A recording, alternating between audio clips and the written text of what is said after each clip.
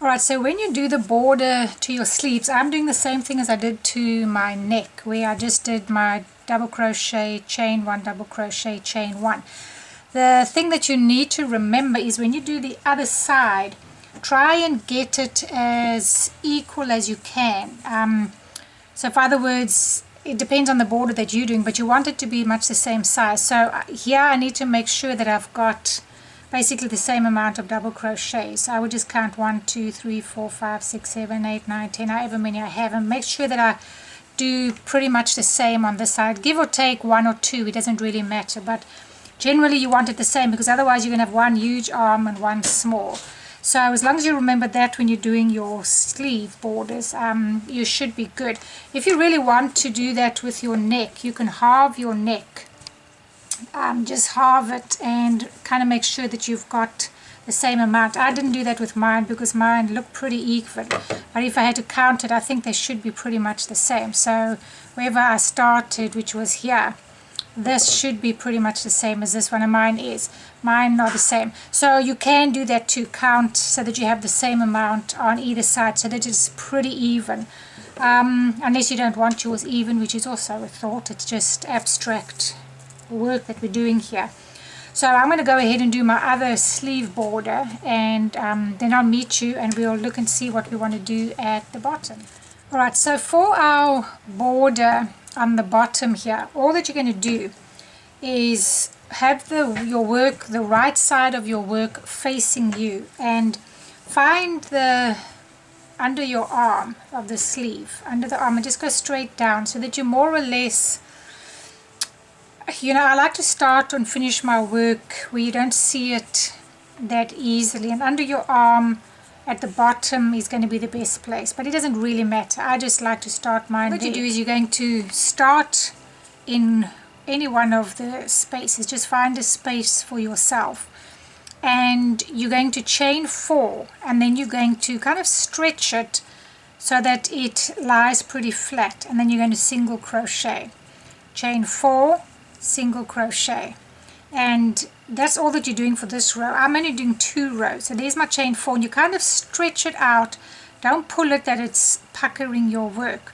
Just pull it so it's at a fairly good place. Now if you put it in here, you'll see that it has the potential to move around, which I don't want all the time. Now some places it doesn't matter, like there it doesn't matter. But for some of them, you don't want it moving around because it's going to bring them too close. Like if I've got a big gap here, it's going to move all the way here. And if I have one in here, they're going to get too close. So what you do then is just go into the actual stitch with a single crochet, and then it can't move around. Then it's kind of stuck. And you can see mine are fairly flat. Some of them aren't as flat as the others, but some are a little bit more. And then this one I have to make a call, because this is right at the end, which I want to show you. I've either got to make one really long one, join it there, or I've got to bring 2 in here, which means this one needs to be a little bit closer than the other. So I can put this one maybe in over here. It should be all right here. I'm going to put it in here. And this is how you would work the end part. The rest, just do chain 4 and single crochets all the way around. But at your end, you'll kind of see, do I want to put another one? Let's see, 1, 2, 3, 4 chain. And it stretches it a little bit too much here. So this is a call that I've got to make. Either stretch it a little bit, or put it in here and do another one. And unfortunately, you can't. And then I'm just going to single crochet, slip stitch in this one, in your beginning one. Then see, they're a little bit close, and that's the call that I've got to make. So I've got to decide, or I can say, look, these are a little close. I could stretch these out a little bit more, which I think I'm going to do. So I'm going to undo mine from about here and stretch them out a little bit, so my end one is not that stretched out. I'm not scared to undo my work. I just like to know that my work is looking good. So, you know, it's not too bad to pull it out.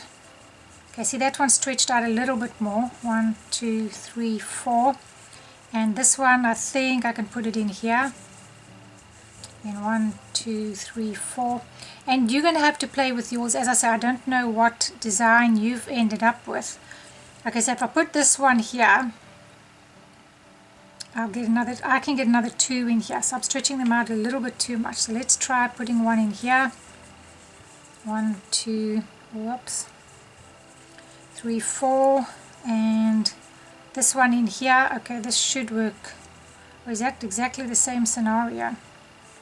It might be. Let's see. 1, 2, 3, 4.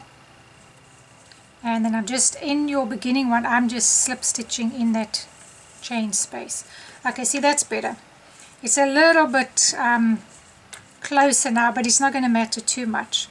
Okay, so that's what you do for your very first, your next round. You're just going to keep going because you're going all the way around. You're just staying in a circle. So now you're going to chain 3. 1, you chain 3, and then you're going to do a double crochet in the same space and another one in the same space.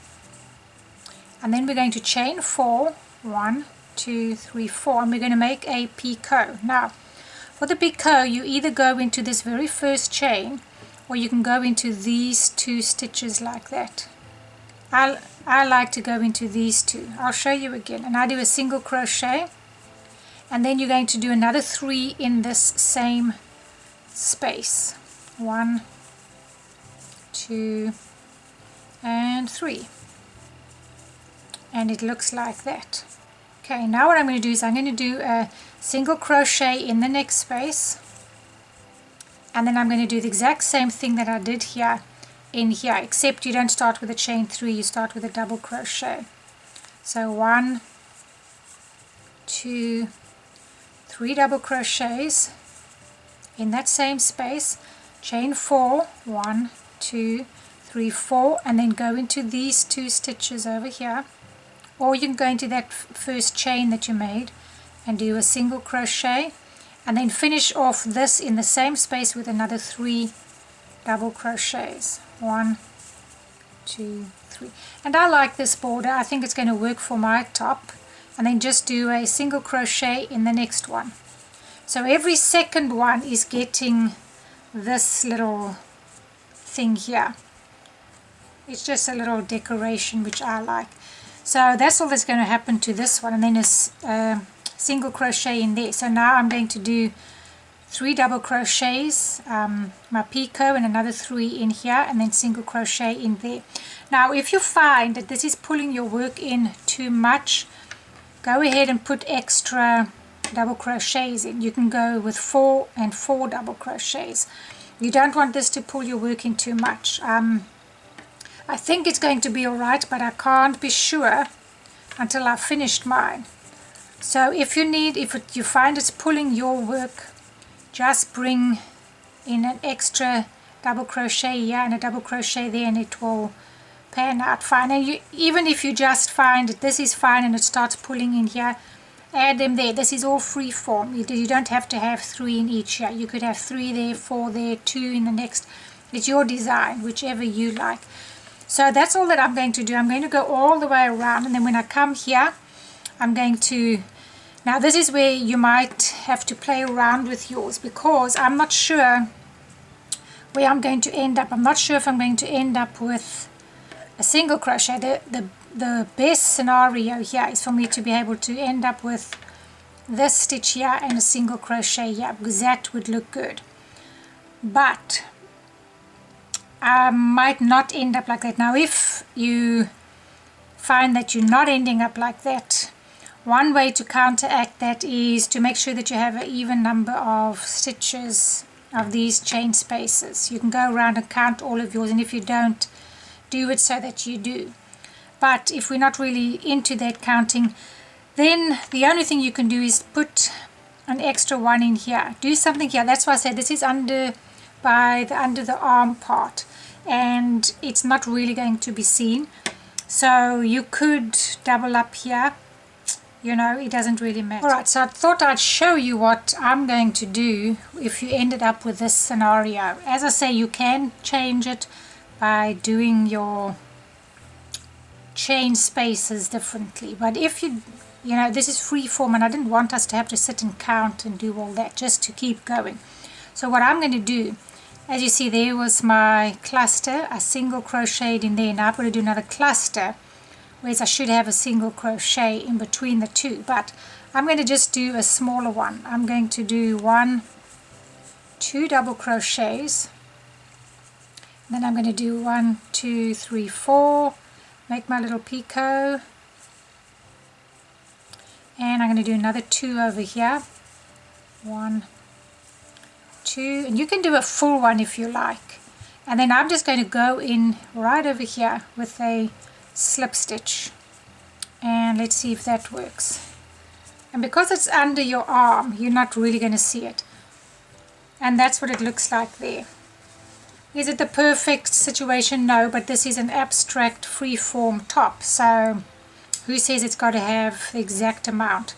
And if you're happy with it, that's what matters. And I'm happy with it. It really doesn't bother me being like that. You could go ahead and do more over here. It's 3 and 3 if you wanted to. Just do a normal picot if you wanted to, but I'm happy with that. It's looking great to me.